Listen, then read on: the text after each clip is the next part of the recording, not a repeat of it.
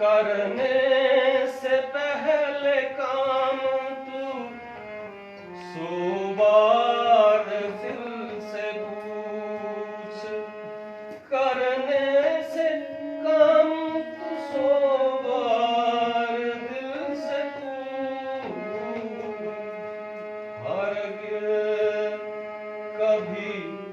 हरगिज कभी दिल से कुछ घात कीजिए। हरगिज न कभी दिल से कुछ घात कीजिए।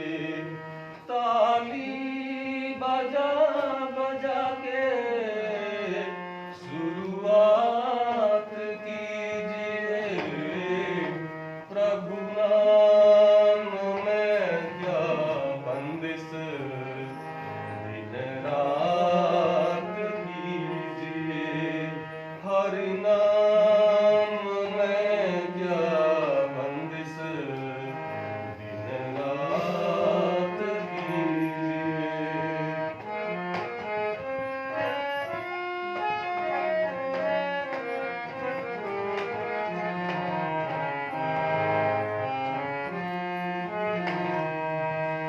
मीरा ने पी के दुनिया को हाला दिखा दिया। मीरा ने पी के दुनिया को हाला दिखा दिया। प्रभु नाम में रस का प्याला। प्रभु नाम का रस का प्याला दिन रात पीजिए। हरि नाम रस का प्याला दिन रात पीजिए। ताली बजा बजा के शुरुआत कीजिए। प्रभु नाम में क्या बंदिश दिन रात लीजिए।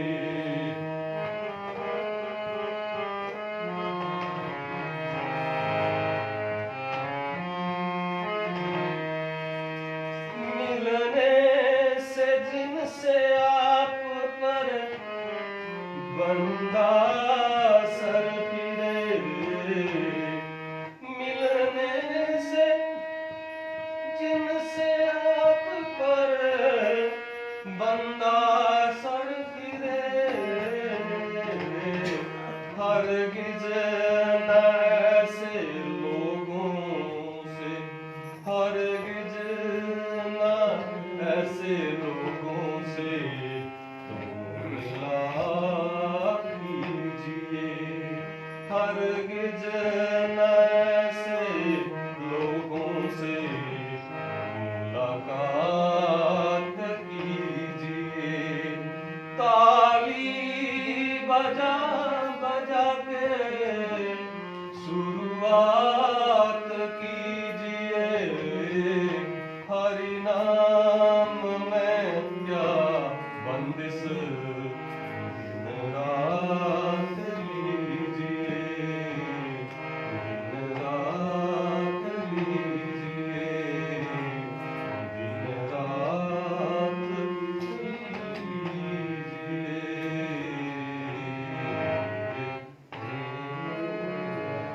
सच्चिदानंद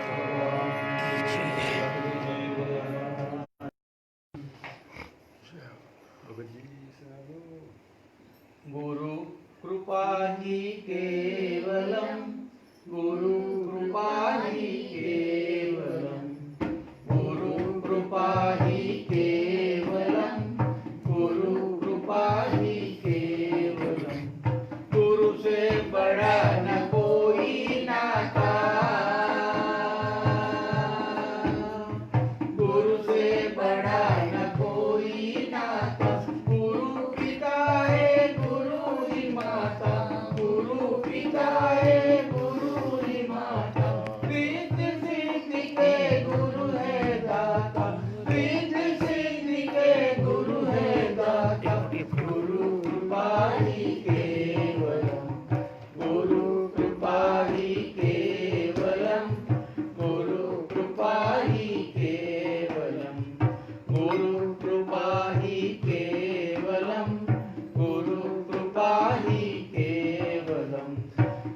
चरणन की महिमा न्यारी,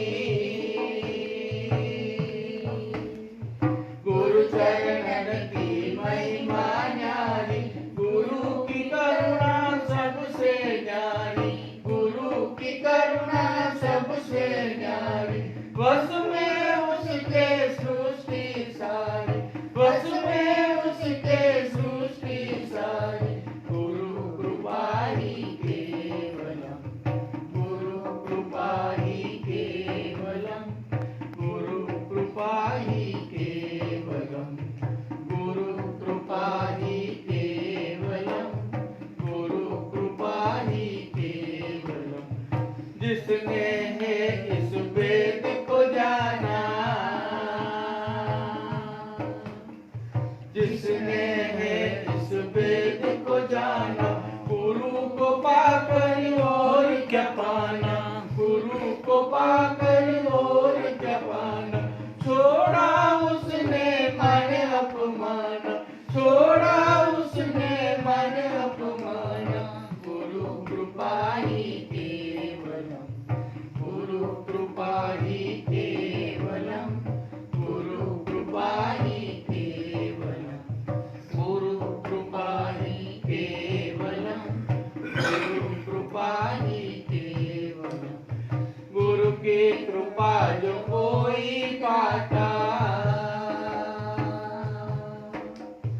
गुरु की कृपा जो कोई पाता, परम भाग्यवंता कहलाता, परम भाग्यवंता कहलाता।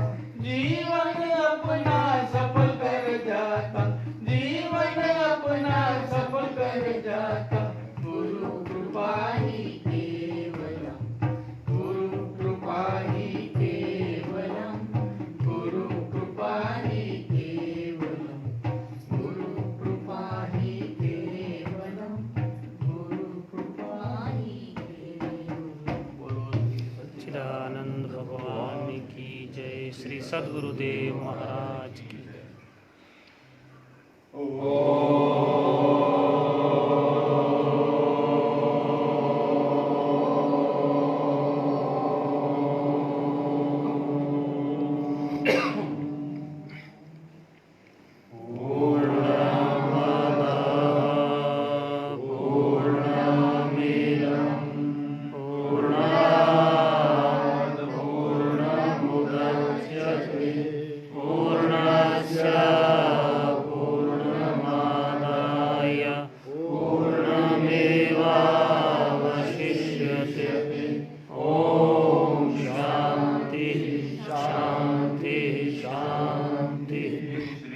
सच्चिदानंद भगवान की जय। श्री सद्गुरुदेव महाराज की जय।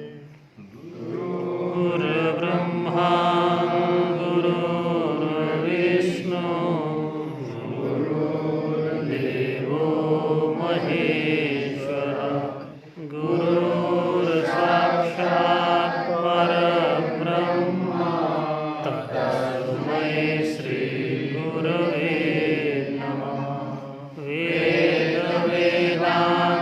वेदान्तसन्निष्ठं श्रोत्रियं बोधरूपिणं चिदानन्दरसास्वादं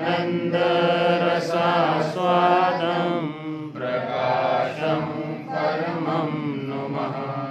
ईश्वरो गुरुरात्मेति मूर्तिभेदाविभागिने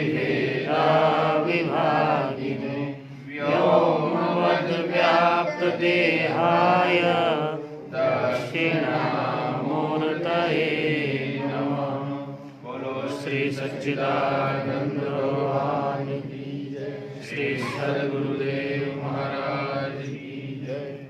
ध्येय सदा सवितृमण्डल मध्यवर्ती नारायण सरसिजासन सन्निविष्टः केयूरवान् मकरकुण्डलवान् किरीटी हरिहिरण्मय वपु धृतशङ्खचक्र जपाकुसुमसङ्काशं काश्यपेयं महाद्युतिं तमोरिं सर्वपापघ्नं प्रणतोऽस्मि दिवाकरम्।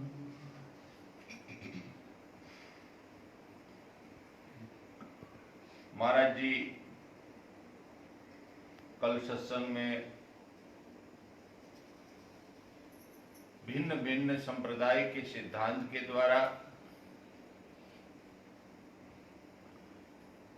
सबका एकमात्र जो लक्ष्य परमात्मा की प्राप्ति है उसका रहस्य हमारे सामने कल प्रकट किया। कोई भी संप्रदाय हो, उसके आदि पुरुष ने हमेशा एक सिद्धांत से ही परमात्मा का गुणगान गाया है। चाहे वो विचित्र नाटक हो, चाहे वो अकाल स्तुति हो, चाहे वो गीता हो, चाहे वो भागवत हो, कोई भी ग्रंथ ले ले हम किसी भी संप्रदाय का, सबका सार एकमात्र है। हम अपने अंदर रहकर अपने इस स्वभाव को जानकर, प्रकृति का जो मूल है स्वभाव, उसको जानकर परमात्मा का दर्शन करे, आत्मस्वरूप की उपलब्धि करे, ये मनुष्य मात्र का लक्ष्य है। हम भाग्यशाली है ऐसी बात नहीं है, हम बड़े भाग्यशाली है। इस समय हमको ऐसा मार्गदर्शन, ऐसा सत्संग और ऐसा वातावरण दिया है जिसका लाभ यदि हम न ले अपनी साधना में, यदि अपने आत्मचिंतन में इसका लाभ न ले, तो हम बड़े दुर्भाग्यशाली में परिवर्तित हो जाएंगे। आप चाहे गीता ले लो, उसका रहस्य हम नहीं जान सकते हैं, न पढ़ सकते हैं, लेकिन महाराज जी का इतना अनुभव है, मैं कहता हूं, का पठन पाठन करता हूं, काफी ग्रंथों के विषय में लिखता भी हूं, लेकिन मेरे समझ में ऐसा रहस्य नहीं आता जितना महाराज जी अपनी से समझा देते हैं। इसलिए मैं आपसे एक हाथ जोड़कर नम्र भाव से आपको एक बात आज कहना चाहता हूं। जो आप बात सुने उसको आप लिखने की कोशिश करें, या लिखने नहीं है तो बार बार उस बात को याद करो। जो बात याद रह जाएगी तो हमको कहीं ऐसे समय पर काम आएगी जिसका हिसाब किताब हमारे समझ से परे है। बड़े बड़े संकट देखा मैंने, बड़े बड़े संकट, मौत और जीवन, जन्म और मृत्यु के विषय में थोड़ा ही अंतर रहा, फिर उस समय भी महाराज जी की एक बात हमको याद आ जाए तो हम उससे जल्दी से उगर जाते हैं और हमारा बचाव हर समय हर काम में हो जाता है। इतना लाभ औरों को मिले ना मिले, हमको मिले, ऐसा भाव हम स्थापित करें। और कृषि की भी क्रियाकलाप से हमको जीवन में लाभ प्राप्त नहीं होगा। मन को थोड़ा शांति मिलनी चाहिए। आश्रम है, आश्रम का अनुशासन, आश्रम के साथ हमारा अटैचमेंट कैसा होना चाहिए, प्रेम भाव कैसा होना चाहिए। बड़ी आवाज से बात भी नहीं करते आश्रम में लोग, मैंने देखा कई जगह पर। शांति आश्रम का एक मुख्य मुद्दा होता है, उसका अनुशासन करते हुए सब जानते हैं, करते हैं, फिर भी हम मानसिक शांति से व्यतीत करें। और साधना का के लिए हम आए हैं, और साधना ही बहुत पवित्र और प्रकाशित हो जाएगा। पवित्र जितना होगा इतना ही जीवन प्रकाशित होगा। तो आनंद है, आता है पढ़ने का, लिखने का, समझने का, महाराज जी के पास बैठने का, बहुत कुछ लाभ प्राप्त होता है। वो लाभ आध्यात्मिक क्षेत्र में अपने शब्द के विषय में अनुसंधान में लगाए ताकि हमारी प्रगति अच्छी हो जाए। चलिए प्रश्नोत्तरी में।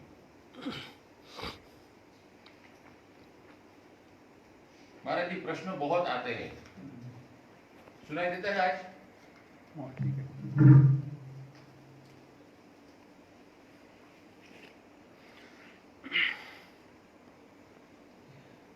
ये प्रश्न तो लंबा था लेकिन मैंने शॉर्टकट कर दिया है, क्योंकि उसमें पढ़ना, मोबाइल से लिखना तो थोड़ा इतना लंबा तो नहीं लिख सकता हूं, तो शॉर्टकट कर दिया है। ओम नमो नारायण। महाराज जी, आपने अंतिम रविवार को सत्संग में भगवान के गुणगान गाए थे, उसके हिसाब से मैंने तुलसीदास महाराज जी के उस रामायण के दोहे को बार बार पढ़ा, लेकिन मेरे समझ में नहीं आया। मैं सहजता से आपको ये बात कहता हूं और मैं स्वीकार भी करता हूं कि मैं अज्ञानी हूं। तो अज्ञानी का ज्ञान दूर करने का आप मेरे पर कृपा करें। राम जी का एक गुण ऐसा लिखा है, जो आप कहते थे भगवान का एक गुण है, जो जानता है वो वैराग को प्राप्त करते हैं। राम जी का जो वो एक गुण है वो मायातीत गुण है या माया के अंतर्गत है, उसे जानकर ही परम शांति का लाभ प्राप्त होता है, ऐसा आपने सत्संग में कहा था। तो वो एक गुण कौन सा है, उसके बारे में प्रकाश डालने की कृपा करें।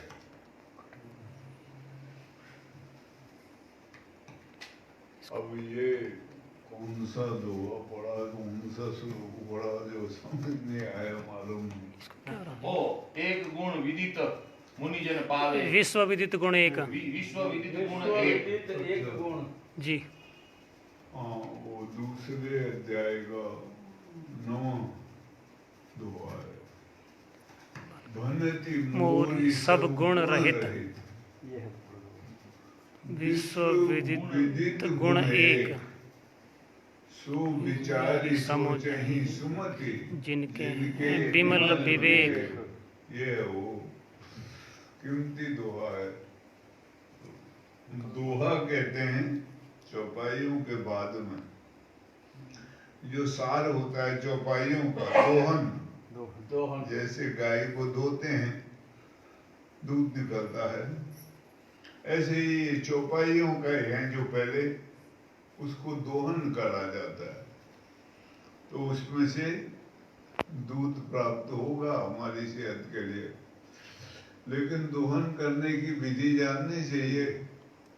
गाँव में स्त्रियां जानती हैं, अनाड़ी को तो लात पड़ती है गाय की, और दूध भी नहीं निकाल पाएगा, और उसकी विधि जान ली, समझ ली तो फिर निकल जाएगा। तो वो जानना चाहिए साधु संतों के पास बैठ के, गुरु महाराज के पास बैठ के, उसकी विधि समझ पाने के लिए जरूरी है, तभी उसका दोहन होगा, नहीं तो नहीं हो पाएगा। तो ये दोहा है, गोस्वामी जी कहते हैं भनति मोरी सब गुण रहित। गुण रहित कहते हैं जो मैंने भणा है, बोला है, बताया है, लिखा है, वो मेरी सब गुणों से रहित है। कहते हैं कोई गुण नहीं है उसमें, गुणों से विहीन है, किसी प्रकार का कोई गुण नहीं है। ये भगवान राम ने पूछा था हनुमान जी को कि तुम मुझे भगवान कहते हो, मेरे में क्या गुण देखते हो, क्या गुण है भगवान होने का, प्रभु कहते हो, किस रूप से कहते हो। हनुमान जी विधाता है वो। उन्होंने कहा महाराज वेदों में भगवान को निर्गुण कहा है, जिसमें कोई गुण नहीं है वो निर्गुण है, वो ब्रह्म। गुण वाला तो माया के अधीन होता है, और जिसको माया छुड़ानी होती है उसी को वो बताया जाता है। तो इसलिए मैंने आपको भगवान बोला है, आप निर्गुण हो, व्यापक हो सब जगह, कण कण में, इसीलिए मैं भगवान मानता हूँ। तो यहाँ गोस्वामी जी कहते हैं मेरी जो रचना है, जो मेरी बनती है, वो सब गुणों से रहित है, कोई गुण नहीं है। पर विश्व विदित गुण एक गुण ऐसा है जो सर्वव्यापक है, आधार है संसार का। जो गुण संसार को जानता है, विदित मतलब जानना, वो गुण के द्वारा संसार जाना जाता है। क्या होगा वो गुण? अब आप थोड़ा सा विचार करोगे, किसके द्वारा देख रहे हो संसार को, किसके द्वारा जान रहे हो? क्या है बता? चेतन तत्व है चेतन। हाँ, वो चेतन तत्व है हमारे को, उसी के द्वारा संसार देखा जाता है, उसी को आत्मा कहते हैं, उसी को नाम कहते हैं, उसी को चित्ती शब्द से भी संबोधित करते हैं, उसी को परासंबित कहते हैं, व्याकरण में स्फोट कहते हैं, कई नाम है। वो कहते हैं वो गुण एक ऐसा है जो संसार को विश्व विदित गुण एक, संसार को जानने वाला गुण है, वो है उसमें। पर कहते हैं समझ नहीं आएगी, पता नहीं लगेगा। जो इस मार्ग का अनुयायी होगा, अनुसंधान कर रहा होगा, खोज कर रहा होगा, उसी को समझ आएगी। इसलिए वेदांत का वो शब्द है, जब तक ब्रह्मारूढ़ वृत्ति नहीं होगी तब तक साधना नहीं होती है करके, ये जरूरी है। इसलिए शब्द जोड़ दिया है, सो विचारी सोचे ही सुमति। वो विचार करेंगे, सोचेंगे जिनकी सुमति हो, जिनके विमल विवेक, शुद्ध विवेक हो, जिसके अंदर कोई मल न हो, किसी प्रकार की कोई आकांक्षा, किसी इच्छा, किसी प्रकार की कोई कल्पना, ऐसा विवेक न हो, विशुद्ध विवेक हो, जानकारी विशुद्ध हो, उसी को उस गुण का पता लगेगा। तो वो ऐसा गुण है, अगर हम थोड़ा सा चिंतन करें तो समझ में आ सकता है। वही है सारे रामायण में, उसी को नाम उन्होंने राम का रूप बताया है। वाह भाई वाह। उसी को राम दीप बताया है, क्योंकि वो पहले से, पाए से, मूल से भक्ति के मार्ग के अनुयायी हैं, पाए से। इसलिए मैं अक्सर बोलता हूँ उसका, कि जब झुमरू बजते हैं साधना के, तो वो नहीं कहेंगे झुमरू बज रहे हैं और बड़ी खुशी प्रकट नहीं करेंगे, कहेंगे ठुमक चलत रामचंद्र बाजत पैंजनिया। अब जरा विचार करने का विषय है, 17,50,000 साल पहले जन्म हुआ है राम का, त्रेता युग में, और अभी 450 साल पहले तुलसीदास जी हुए हैं। कैसे उनके ख्याल में आया रामचंद्र चल रहे हैं और झुमरू बज रहे हैं? लेकिन ये भी सच बात है, राम अनंत अनंत गुण, अमित कथा विस्तार, सुनी आचरज नहीं मानही जिनके विमल विचार। वाह भाई वाह। राम अनंत हैं और उनके गुण भी अनंत है। अनंत है, और उनकी कथाओं का तो कोई हिसाब ही नहीं, अमित कथा विस्तार। पर उनको आश्चर्य नहीं होगा जिनके सुनी आचरज नहीं मानही जिनके जिनके विमल विचार। विमल विचार होना चाहिए, तभी ये समझ में आएगी बात। अब ये साधना की गहराई में जो उतरते हैं, जानने का प्रयास करते हैं, उन्हीं के समझ में आ सकती है। भक्त तो सब होते हैं, भगवान ने कहा है 4 किस्म के मेरे भक्त हैं, आर्त, अर्थार्थी, जिज्ञासु, ज्ञानी। ज्ञानी को भगवान भक्त नहीं कहते हैं, वो मेरा ही रूप है कहते हैं, वो और मैं एक ही हैं दोनों। वो मैं जो वहां बोलता था सत्संग में, मैंने कहा हमको न अर्थ चाहिए न अर्थार्थी, जिज्ञासु होता है भगत, जिसमें जिज्ञासा है, अंदर तीव्र जिज्ञासा है, जानने की प्रयास करता है वो, जानू में, और खोज करता है। जिज्ञासु ही खोज कर सकता है। तो वो ये सब रहस्यों को प्रकट करूंगा। जब रहस्य प्रकट होते हैं तो स्वाभाविक है, अगर आपने कुछ काम करना है, रेडियो खराब हो गया, ठीक करना है, समझ नहीं आ रही, परेशानी होती है बहुत, और अगर ठीक समझ आ गई और वो ठीक कर दिया तो कितनी खुशी मिलती है। ठीक ऐसे ही ये रहस्य जब सुलझते हैं तब जीवन में खुशी उत्पन्न होती है, एक पुलक पैदा होती है, आनंद आता है। तो ये खोज में लगने वाले को ही होगा, दूसरे को नहीं होगा। अभी ये सुनने में भी थोड़ा अच्छा लगता है, लेकिन वो थोड़ी देर का होता है, फिर वैसे के वैसे ही हो जाते हैं, भूल भाल जाते हैं, सब हो जाता है। लेकिन अगर खोज करके प्रकट किया हो तो वो बना रहता है, उसकी जानकारी बनी रहती है। इसलिए वो विश्व विदित गुण सबको पता है, लेकिन हम चिंतन नहीं करते, ख्याल नहीं करते क्या है विश्व विदित गुण, क्या है संसार को जानने वाला गुण कौन सा है।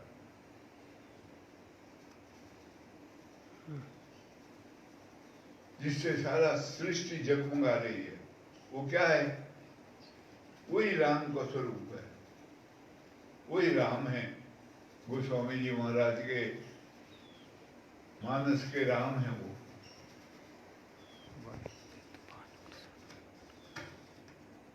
वो गुण जान ले आदमी, समझ में आ जाए तो स्वाभाविक है जीवन में वो मिलेगा, सुख मिलेगा। और भगवान राम समझाते हैं, जब समरी के घर से जाने लगते हैं, उसकी भक्ति के नवदा भक्ति समझाई, उसको आखिर में बोलते हैं मम दर्शन फल परम अनुपा, परम अनुपा जीव पावे निज सहज स्वरूपा। भगवान मिले तो क्या मिलेगा? मूर्ख होगा कोई, ना समझ होगा, वो संसार की वस्तु मान लेगा, क्योंकि इच्छाएं बनी पड़ी है अंदर। वित्तीय ऐसणा जिसको कहते हैं, वो ऐसणा होती है हमारे अंदर। 3 ऐसणाएं मुख्य होती हैं सबके अंदर। एक जीवेषणा, मैं जिंदा रहूं, मरूं नहीं, कितना दुखी हो रहा हो फिर भी नहीं मरना चाहेगा। वो बड़े हिम्मत वाले होते हैं जो आत्महत्या कर लेते हैं। एक जीवेषणा होती है मनुष्य में, जीने की इच्छा हमेशा। दूसरी होती है लोकेक्षणा, पुत्रेषणा, मेरे पुत्र हो, औलाद न हो तो वो दुखी होते हैं बड़े भारी। औलाद ऐसी होती है, अब वो आया, वो एक लड़की ने अपने भाई को और अपनी माँ को गोली मार दी, और वो उसका ऑफिसर था रेलवे का बड़ा, वो घर पर नहीं जाने तो उसको भी मार देती गोली। बोल रही तो कैसे ही औलाद हो, लेकिन होनी चाहिए, कहते हैं हमारा जो परंपरा चलनी चाहिए। ऐसणा है वो। और तीसरी ऐसणा है वित्तेषणा। मेरे पास धन धान्य हो खूब पड़ा, मैं अरबपति करोड़पति हो, ऐसी।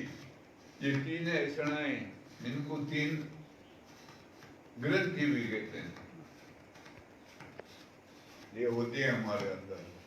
तो यहाँ भगवान ने जब समझाएंगे बिल्ली को, बिल्ली के अंदर नहीं है कोई ऐसा, तो समझाते हैं मेरे मिलने का फल मम दर्शन फल परम अनुपा।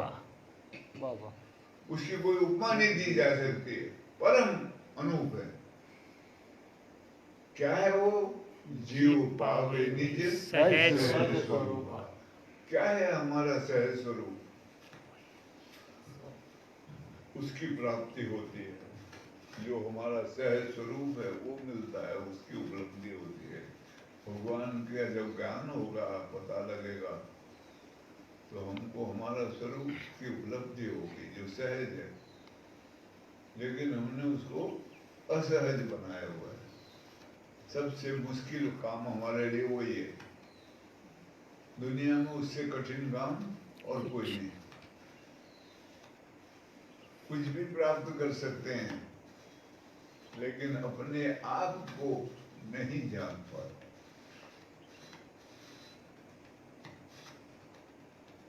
ये सबसे बड़ी बात है। तो यहाँ वो विश्व विदित गुण एक है जो व्यापक है, पूर्ण है, जिससे संसार जगमगा रहा, दिख रहा है, वही वास्तविक गुण है। वो कहते हैं इसमें है, मेरी जो रचना है उसमें है वो।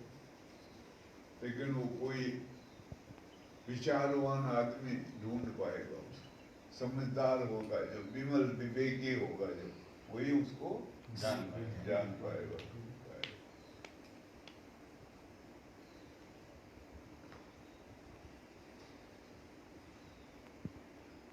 ओम नमो नारायण महाराज जी। नित्य भजन समय में होने वाले अनुभव माया से सन्निहित है या मायातीत है, कृपया मार्गदर्शन दीजिए। माया के अंतर्गत ही है आखिरी तक। गो गोचर जहाँ लग मन जाए, सो सब माया जाने भाई। जानो भाई। माया से जो परे है उसका अनुभव नहीं होता है कभी भी। क्यों? सबका अनुभव उसके द्वारा प्राप्त होता है। सब अनुभवों का जानने वाला वो स्वयं है, तो उसका अनुभव कैसे मिलेगा? अगर वो है तो सब अनुभव है, अगर वो नहीं तो कोई अनुभव किसी प्रकार का नहीं। तो आखिरी अनुभव तक माया का ही खेल चलता है। दो रूप है। संसार का जो अनुभव है ये गुण माया करती है, और परमार्थ का जो अनुभव है योग माया, वो योग माया द्वारा होता है। माया के तीन विभाग बनाए हुए, जो संसार में भटकाती है, ले जाती है, दौड़ाती है, आइतोबा मचाती है, इसको गुण माया कहते हैं। गुणों के अंतर्गत होती है। और जो परमात्मा की तरफ ले जाती है, भगवान से मिलाने की तरफ ले जाती है, वो भगवान की योग माया कहलाती है। और जो उससे मिलन कराती है आखिर में, वो महामाया कहलाती है। सारा खेल माया का। ब्रह्म रहे माया के ओले, बिन माया ब्रह्म नहीं बोले। बिना माया के वो नहीं बोलता है। माया बोलती है, वो कभी बोलता ही नहीं है। ऐसा कहो तो ठीक रहेगा। लेकिन माया उसके अधीन रहती है हमेशा। ये याद रखना ख्याल से। वो है तो ही माया है, वो नहीं है तो माया भी नहीं। क्योंकि ये उसी की माया है। परमात्मा है तो सृष्टि है, परमात्मा नहीं तो सृष्टि भी नहीं। कहें कबीर सुन मेरी मनिया, मर गए हम तो डूब गई दुनिया। वाह भाई।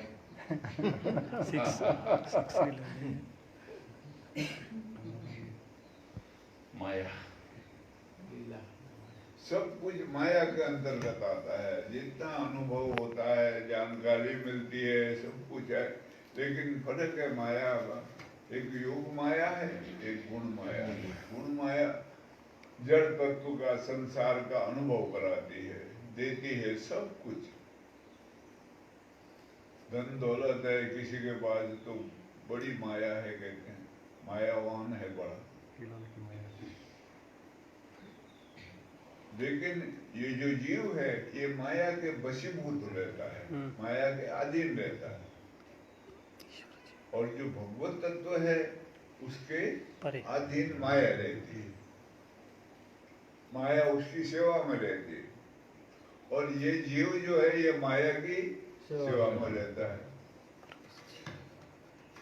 एक मायापति होता है, मायादास, एक मायादास होता है। संसार में जितने जीव हैं सब माया दास है, चाहे वो कितना ही बड़ा है।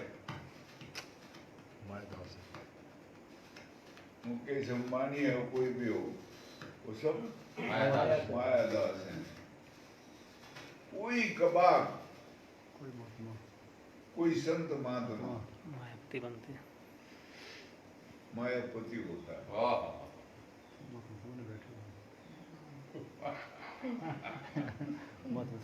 माया तो ठगनी, ठगत फिरत संसार। जिस ठग ने माया ठगी करो उसको प्रणाम नमस्कार। एक ही बात है, प्रणाम नमस्कार। मैं भी ये बोलूंगा माया का। मुझे भी याद आई माता जी की, कोकिला माँ की। माया रूपी प्रभु बंधन बांध्या, माया रूपी प्रभु बंधन बांध्या, सुत ने स्वजन प्रभु जी मारू निर्मल कई दियो मन। तो ये सब माया का कार्य होता है, सब माया के द्वारा ही होता है। ये है भगवत तत्व जितना जितना प्रकट होता है जीवन में, उतना उतना माया अधीन होती है। भगवत तत्व जितना जितना दूर होता है उतना उतना हम माया के अधीन होते हैं। ऐसा है। ये तो जागरूक जो होते हैं लोग, जागृत होते हैं जो, वो इसको समझ पाते हैं। इसलिए जागरूक होना बहुत जरूरी है। इसलिए कहा उत्तिष्ठित जागृत बोधत। उठो जागो, महापुरुषों के शरण में जाओ।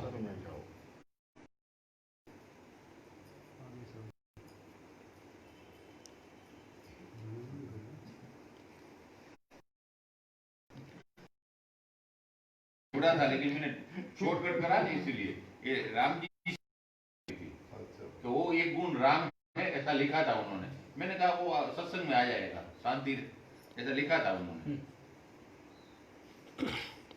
महाराज जी खाली ये तो माया का जो है विष्णु पुराण है ना, जो वो ये जो हमारे पंडित है उनको सबको एक श्लोक बोल देता हूँ, वो ढूंढ के लाएंगे।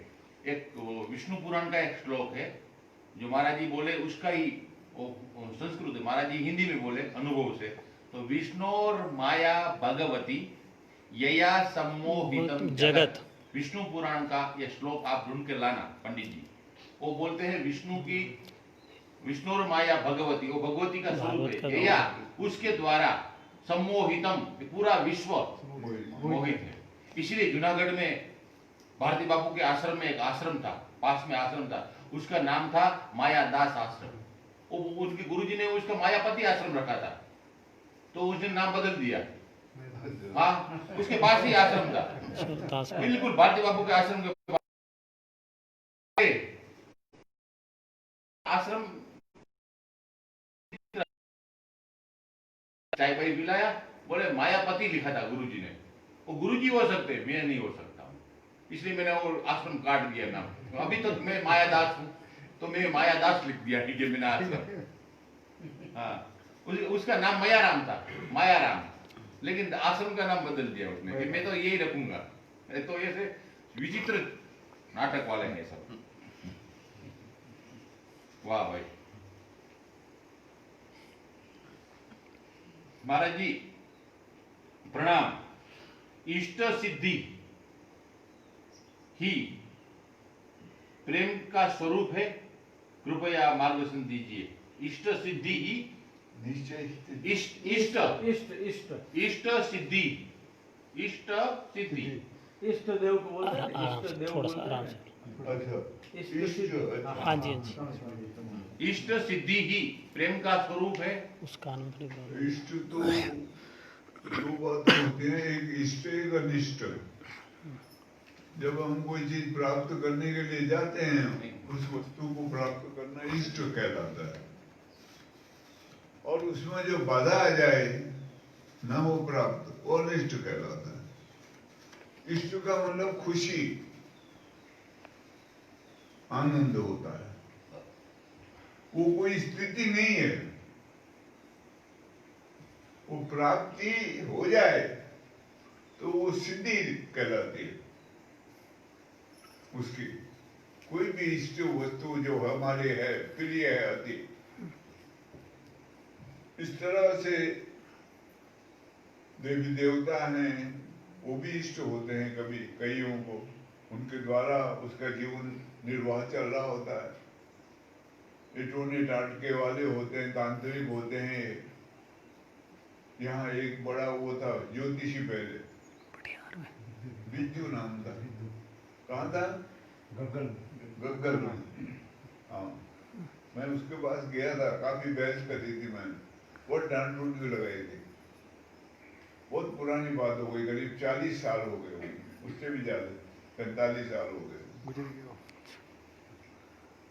तो उसको सिद्ध था, वो क्या था? करण विचास, उसकी सिद्धि करी हुई थी उसने। वो इष्ट था उसका, वही देता था सब खाना पीना उसको। तो ऐसी कई सिद्धियां होती हैं, वो इष्ट होता है उनका, उसकी सिद्धि करते हैं। एक छोटी कहानी सुनाऊं। मैं काशी में रहता था, अनुष्ठान करता था। मेरे साथ एक बड़ी संस्था के एक महंत रहते थे। उनके लिए आते थे, कोई मर जाए तो वो फूल आते हैं बहाने के लिए गंगा जी में। उसका वो मांस का एक लोथड़ा होता है, छोटा बच जाता है जो जलने में, उसको फूल कहते हैं। वो गंगा जी में बहा देते हैं, उसका क्रिया काम होता है। हंडिया लेते हैं, वो फोड़ते हैं, वो बीच संगम में जाके बहा देते हैं। तो वो आते थे, उनके पास महंत थे वो एक गद्दी के। तो उनसे मेरी दोस्ती मित्रता हो गई। तो मेरे को कहते चलना है, मैंने कहा चलो। तो मेरे को नाव में घूमने में मजा आता था। नाव में बैठ के त्रिवेणी तक जाए, वहाँ नहीं, वो गंगा जी के बीचों बीच मणिकर्णिका घाट से नाव लेते थे, वहाँ जाके वो हंडिया उसमें डाल के वो फूल बहा देते थे। फिर हम आ जाते थे वापिस। तो नहा धो के चले आते थे आश्रम में। आश्रम में रहता था। तो एक दिन ये बरसात का मौसम था, फूल आए उनको। उन्होंने मेरे को बोला मैं जा रहा हूँ फूल बहाने। मैंने कहा चलो मैं भी चलता हूँ। शांत में गए हम, और वो गए, एक पंडित को लिया, उसने कोई मंत्र बोले और वो हंडिया वहाँ पानी में बहा दी। उसमें वो राख रूख भी होती है। वापिस आए तो बाढ़ आई हुई थी गंगा जी में, पानी गंदला था बहुत।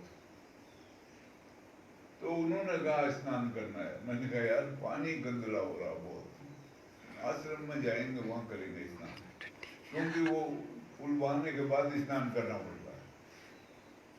अरे बोला कैसे बात कर रहे हो आप, ये सुनेगा कोई तो जान खा जाएगा कि गंगा जी का पानी पवित्र होता है, इसको गंगा नहीं कहते। मैंने कहा कैसा दिख रहा आपको? कहते वो देखने के लिए नहीं होता है। मैंने कहा ये बात दूसरी है, भाव की बात है, आपके भाव की बात कर रहे हो, मैं बुद्धि की बात कर रहा हूँ। बुद्धि से देखोगे तो गंगा दिखेगा, अब भाव करोगे आंख बंद करके तो फिर वो पवित्र पानी है, उसको गंगा नहीं बोला जाएगा। लेकिन अभी यहाँ बुद्धि काम कर रही है। मैंने कहा तो भाव मैंने कहा दबाओ तो यही पानी शुद्ध होकर आश्रम आता है नल में, वहां पर नहा लेंगे और वो भाव वहां प्रकट करेंगे, गंगा जी में नहा रहे। गंगा जी का ही पानी है, सारा बनारस में गंगा जी का ही पानी चलता है। तो वो फिर वो बोला आप जाओ जाओ यार मैं नहा गया हूँ। मैंने कहा अच्छा, मैं चला आया। वैसे वो बाद में आके उन्होंने भी वहां नहाया क्योंकि वो कीचड़ जैसा लग गया था। तो बोला ये तो ठीक बात है, लेकिन मैं बोला नहीं जाता, वो नाराज होते हैं, गुस्सा करते। फिर उन्होंने एक कहानी सुनाई। कहते हैं यहाँ एक ब्राह्मण आए और उन्होंने एक सिद्धि करनी थी। 1 साल तक वहां पर मंदिर है छोटा सा बगलामुखी का, मणिकर्णिका घाट पर ही हो। बगलामुखी देवी का मंदिर होता है, उसकी सिद्धि करनी थी उसमें। तो 1 साल का बताया हुआ था उसके गुरु ने उसको। तो वो 1 साल तक वहां जप जुप करता रहा और वो सुबह 2-3 घंटे, शाम को 2-3 घंटे जाप जुप करता था। फिर गंगा में स्नान करके पानी का आचमन करके जाता रहा। आखिरी दिन था जब खत्म हो रहा था उसका सब अनुष्ठान हो, तो उसने जाप जुप करके वो आचमन करना था पानी का।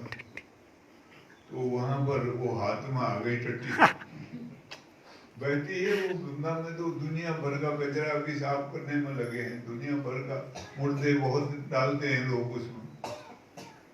अब क्या करें, उसको फेंक दे तो 1 साल बेकार गया, फिर 1 साल नया करना पड़ेगा। तब उसने आंख बंद करी, ओम पवित्र।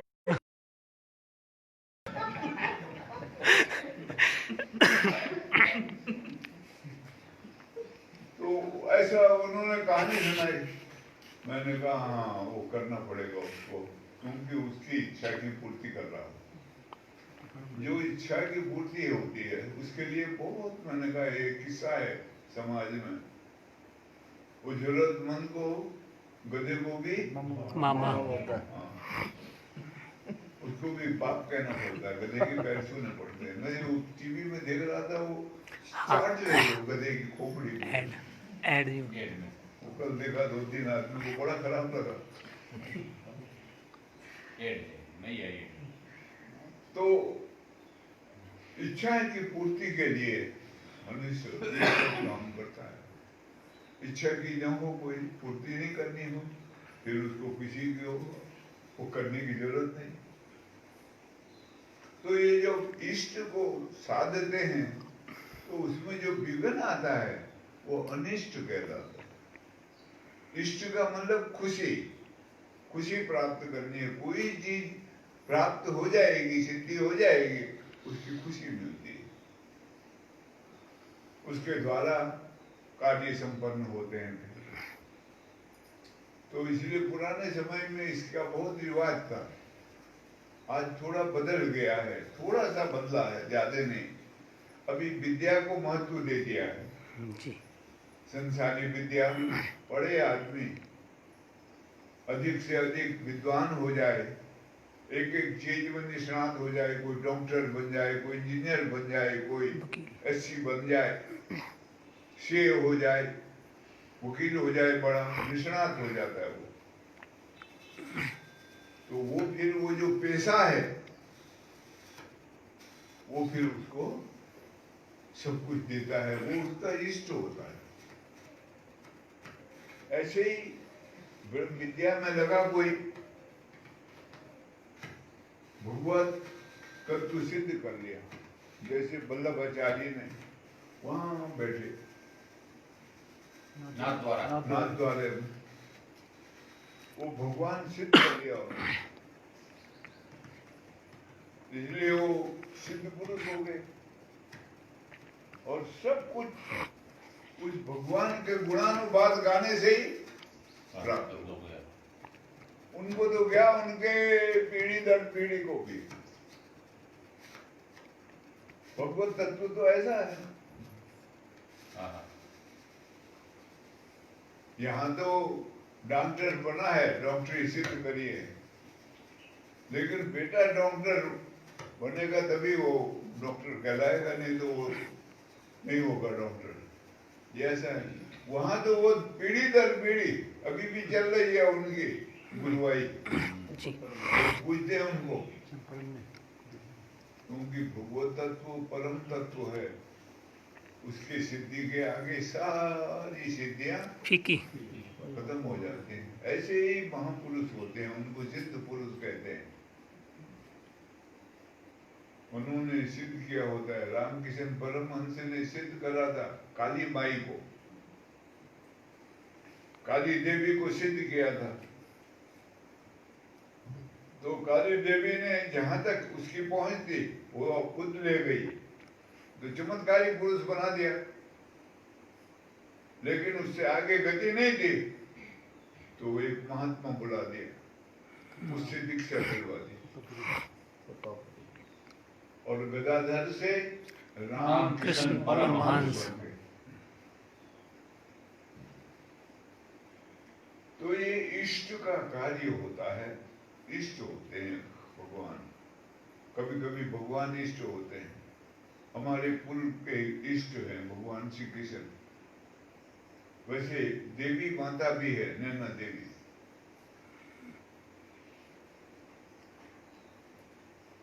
तो उसकी प्राप्ति में जो विघ्न आता है उसको अनिष्ट कहते हैं। और जब वो प्राप्ति हो जाए वो इष्ट है, खुशी है, आनंद है, वो होता है। इष्ट की प्राप्ति करी जाती है, वो स्थिति नहीं है, स्थिति अलग है। स्थिति तो आत्म साक्षात्कार है। लेकिन ये शब्द भी ऐसा ही है जैसे सुदर्शन है जी। लोग सोचते हैं आत्मा को देख लिया, किसी को भगवान को देख लिया, भगवत साक्षात्कार, वो साक्षात्कार हो गया। वो नहीं, इसका शब्द का अर्थ ही है उसी रूप में प्रकट होना, वही आकार हो हमारा भी, वो साक्षात्कार है। हम आत्म रूप हो जाएं तो आत्म साक्षात्कार है। वाह भाई वाह। हम कृष्ण रूप हो जाएं, राम रूप हो जाएं, तो वो राम का साक्षात्कार है, कृष्ण का साक्षात्कार है। भगवत रूप हो जाएं तो भगवत साक्षात्कार है। ये शब्द अपने में पूरा अर्थ रखते हैं। हमारी समझ में नहीं आता है, उसका अर्थ अलग ही लगा लेते हैं अपने हिसाब से। देखने मात्र से कुछ नहीं होगा। वो भगवान कृष्ण अर्जुन के सामने खड़े हैं और वो देख रहा उनको। फिर भगवान क्या कहते हैं, न तू मां शक्य से दृष्टुम अनिमेव चक्षुषा दिव्यम ददामि ते चक्षु पश्य मे योगमैश्वरम्। जो कुछ तू देख रहा है तेरा मेरा एक ही रूप है, वो माया रचित है। ये मेरा वास्तविक रूप नहीं है। ऐसा एक चक्षु तुझे दूंगा मैं, बताऊंगा तेरे को। दिव्यम ददामि ते चक्षु।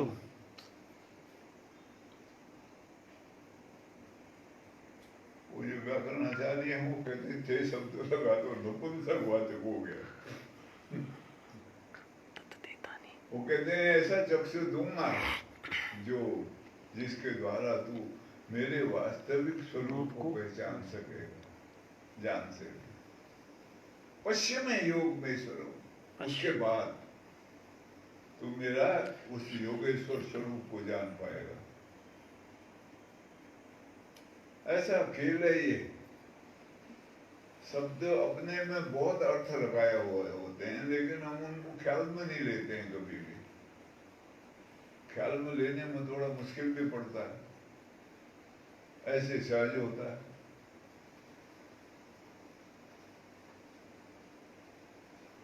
तो साक्षात्कार का भी ऐसे अर्थ है, सुदर्शन का भी वही अर्थ होता है। सुदर्शन स्वयं का दर्शन सुदर्शन कहता है। विद्या है वो एक बड़ी, और वो सिर्फ दो के पास वो विद्या है, या तो विष्णु के पास और या श्री कृष्ण के पास, और किसी के पास नहीं। पर वो उनके जीवन में आता है। चैतन्य महाप्रभु के उन्होंने आह्वान करा था सुदर्शन का। वो उनके वो सेवक थे निताई महाराज, उनके वो थे, वो मित्र थे, नित्यानंद करके संत थे, वो महात्मा थे। उनको सिर फोड़ दिया था एक ने, उनके जीवन में आता है वहीं बंगाल में। खून कर दिया था। वो उसको समझाने गए थे भगवान का भजन करना चाहिए करके, तो वो उसने उल्टा, वो बदमाश टाइप के लोग थे, तो इनको बुरा लगा, गुस्सा आया चैतन्य महाप्रभु को। तो इन्होंने आह्वान किया सुदर्शन का। आवाज तक हुई, लेकिन फिर नित्यानंद जी ने इनके पैर पकड़ लिया, ऐसा अनर्थ मत करना प्रभु, आपका तो सब चला जाएगा। तब फिर वो आह्वान रोक दिया उन्होंने। ऐसा वर्णन आता था। आवाज तक खाली सिरसराहट के, वो लिखा है उनके जीवनी में, सरसराहट की आवाज शुरू हुई थी, लेकिन वो क्या, एक बार सुदर्शन चक्र दुर्वासा के पीछे पड़ गया था जी। दुर्वासा को जान बचानी मुश्किल हो गई थी। राजा अम्बरीश, उसने आह्वान नहीं किया था, वो भगवान विष्णु का भगत था, तो भगवान विष्णु ने स्वयंभू, हाँ, वो चक्र छोड़ा था। अम्बरीश राजा मने अति गणो वालो, दुर्वासाए मन भंग की दूरे, मैं मारू अभिमान छोड़ीने, चक्र सुदर्शन वाड़ी लीधु रे। हाँ, वो दुर्वासा को फिर बोला, वो बहुत जगह फैला, दौड़ा, भागा, रक्षा करो मेरी, कर बचाओ। फिर उसको बोला, अम्बरीश के पैर पड़ेगा तो तेरी रक्षा होगी। फिर वो अम्बरीश के पैर पड़ा, तो अम्बरीश ने प्रार्थना करी, तो सुदर्शन चक्र ले वापस। ऐसा वर्णन आता है पुराणों में। तो ये शब्द है ना, जो ये बड़े कीमती होते हैं, उनको थोड़ा सा विचार करना चाहिए। बहुत से शब्द अपने में पूरा अर्थ लगाए होते हैं। अब जैसे जीव पावनी सहज स्वरूप, क्या है सहज स्वरूप हमारा? सहज स्वरूप ही सब कुछ है। जैन मत में तो इसी को आखिरी अनुभव मानते हैं सिद्ध पुरुषों को। सहज भाव प्राप्त हो जाए तो वही सबसे बड़ी उपलब्धि, स्वेच्छाचार दर्शन है।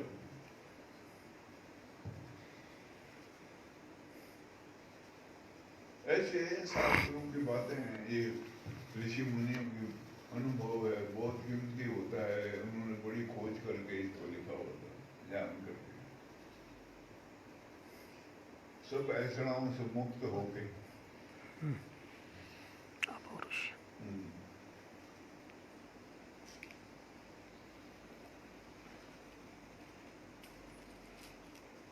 महाराज जी प्रणाम। चित शक्ति विलास नाम के ग्रंथ में एक प्रकरण में ऐसा एक वाक्य आया था जो समझ में नहीं आ रहा है। वाक्य इस प्रकार है, शक्तिपात के विषय में भी मात्रा भेद होता है। तो इसका क्या रहस्य होता होगा? शक्तिपात के विषय में भी मात्रा भेद होता है। सीधा है वो, जैसे पैसे कमाते उसमें मात्रा भेद होता है। 500 1000 2000।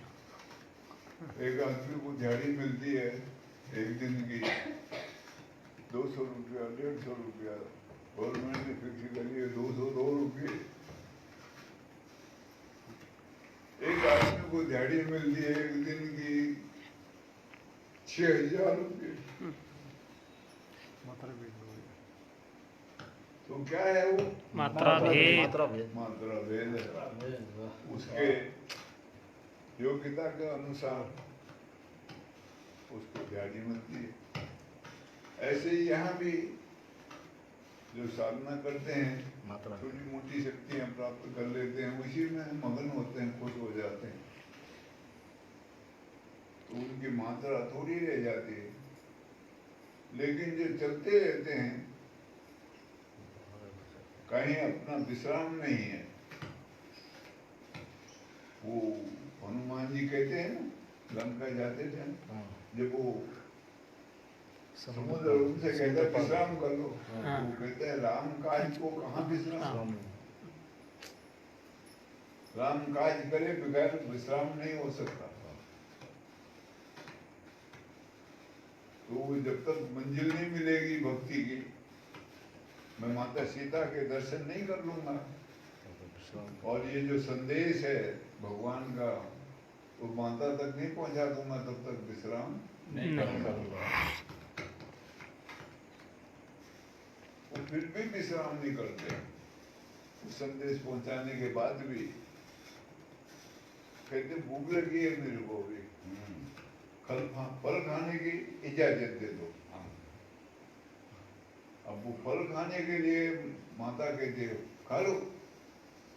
वो फिर उसका रावण का बगीचा उजाड़ देता है, तोड़ फोड़ मरोड़ करके।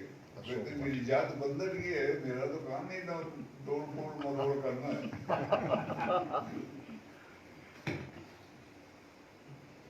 लेकिन वो रावण का बगीचा मरोड़ते हैं, सुग्रीव का नहीं।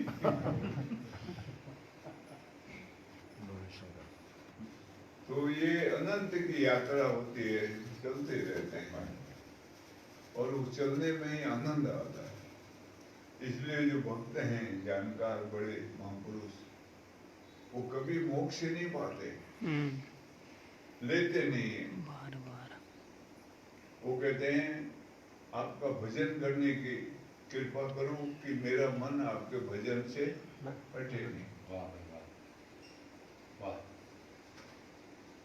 अर्थ न धर्म न कामर पद न न हो निर्वाण, जन्म जन्म प्रभु पद रति ये चाहूं वरदान।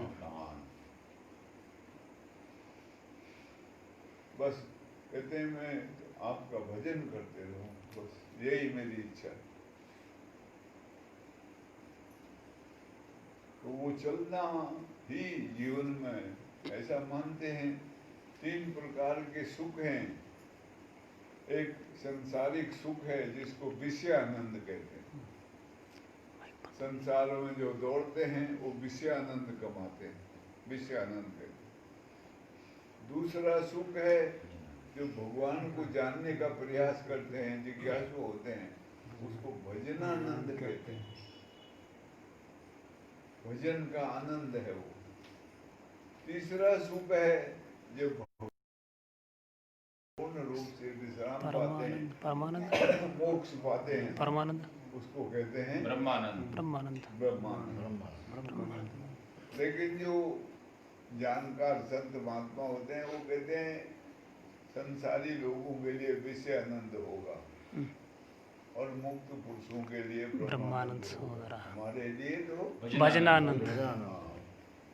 वही क्योंकि उसमें भेद खुलते हैं, पता लगता है, रहस्य प्रकट होता है और वो मिलते जाता है। सूझहि रामचरित मणिमाणिक, गुप्त प्रगट जहाँ जो जेहि खानिक। यथा अंजन अंजिद्रिक साधक सिद्ध सुजान कौतुक देखे सैल वन भूतल भूरि निधान। कौतुक होता है वहाँ सैल वन में, ऐसे जंगल में कौतुक होता है, उसमें वो आनंद के झूमते।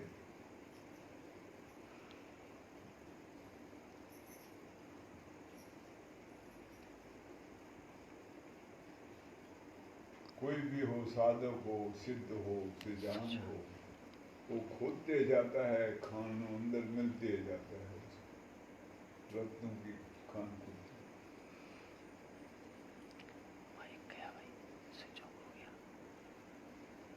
तो शक्तिपात की मात्रा, शक्तिपात की मात्रा हमारे ऊपर निर्भर करती है। हमारी कैसी मानसिक अभिलाषा है और हम उसके लिए कितना प्रयत्न करते हैं, उसके हिसाब से शक्ति की मात्रा प्राप्त होती है और वही हमको संसार में जिलाती है, सब कुछ प्राप्त कराती है।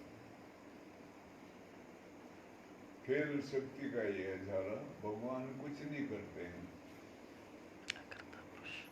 वो शक्ति से ही सब कार्य करवाते हैं।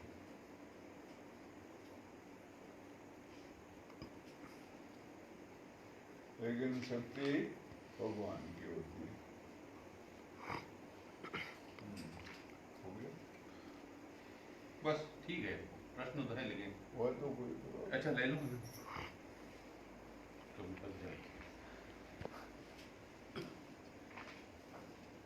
नादान की स्थिति पूर्ण प्रज्ञा का उन्मेष है, कृपया मार्गदर्शन दीजिए।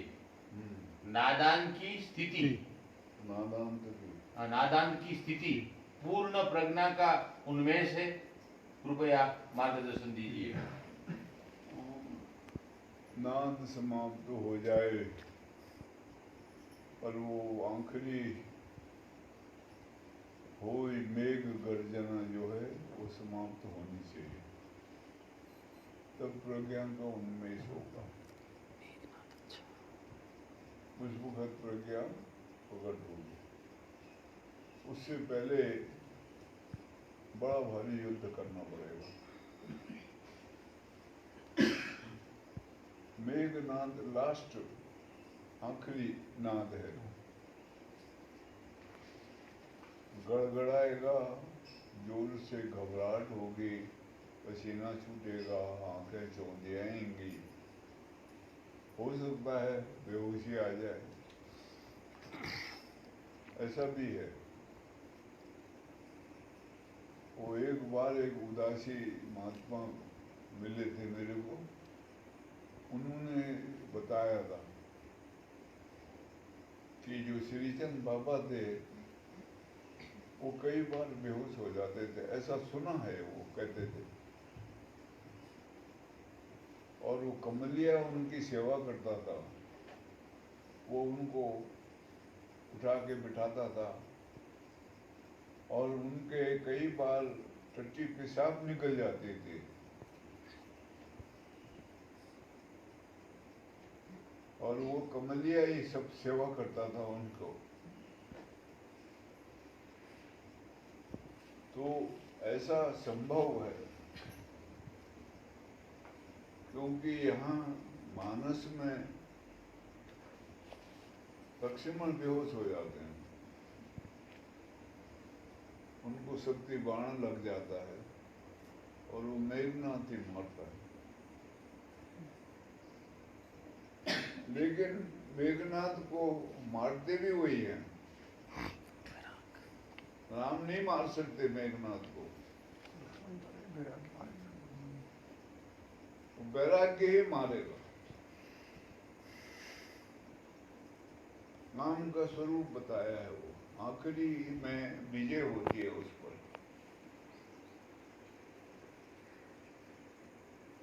अगर वो पार कर लिया तो प्रज्ञा का उन्मेष हो जाता। वाह भाई वाह।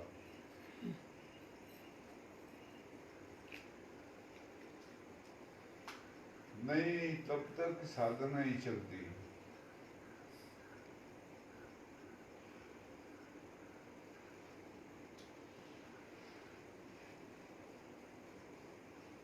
वही चलता रहता है जब तक प्रज्ञा का उन्मेष हो जाए, ये बड़ी बात है। वो सब जानकारी मिल जाती, सारी जानकारी प्राप्त हो जाती है और वो एक रूप से भगवत स्वरूप हो जाता है। इसलिए वेद का महावाक्य है वो, प्रज्ञानम ब्रह्म। प्रज्ञानम ब्रह्म। भगवत स्वरूप हो जाता है वो। प्रज्ञा की अगर उत्पत्ति हो गई जाग के, और कुछ करना बाकी नहीं रहता, फिर वो सब प्रज्ञा ही करा देती है।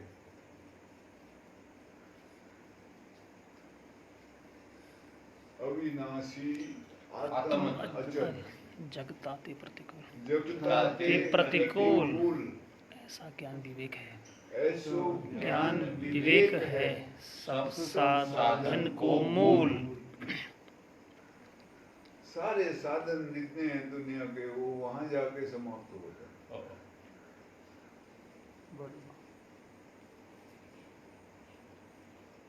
अचल आत्मपद की उपलब्धि करा देता है। विवेक, वो जो प्रज्ञा है, वही सब कुछ है।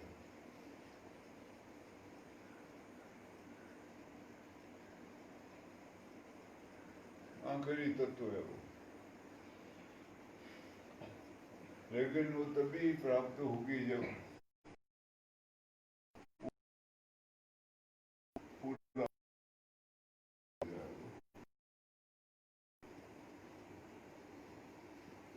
इसलिए कहा है, जाप मरे अजपा मरे, मरे अनहद हो मर जाए, सूरत समाई शब्द में जाके ताको काल काल न न खाए। खाए। वाह वाह।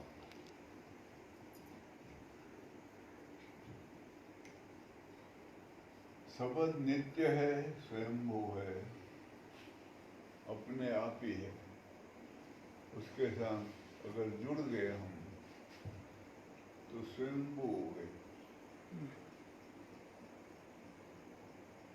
फिर वो आप ही आप है, वहाँ माई है ना, बाप है।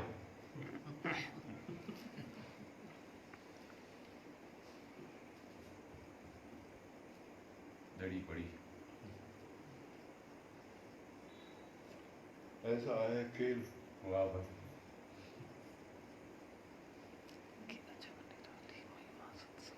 सोई जानी जी जिसे देहु जनाई, जानी तुम ही हो जाई। फिर वापिस नहीं आते।